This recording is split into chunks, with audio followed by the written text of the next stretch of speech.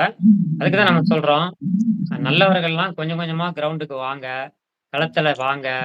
நல்லவர்கள்லாம் ஒன்றிணைங்க. முக்கியமா ஒற்றுமையா இருக்கணும். நல்லவர்கள் ஒற்றுமையா இருந்தீங்கன்னா தான் வலிமை அடைய முடியும். ஒற்றுமை இல்லன்னா, தீயவர்கள் தான் மேலும் மேலும் வலிமை அடைவாங்க. அதே மாரி மாற்றம் என்பது ஒரே நாள்ல நடந்துராது.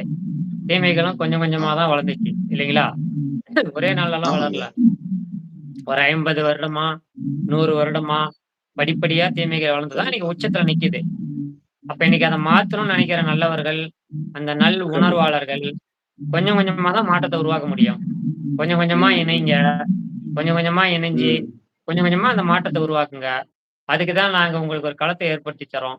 நம்மகிட்ட நவீச உலக அரசியல் இயக்கம் என்று ஒரு இயக்கமும் இருக்குது. நவீச உலக ஆன்மீக சரிங்க. இயக்கம்னு ஒரு இயக்கமும் இருக்குது.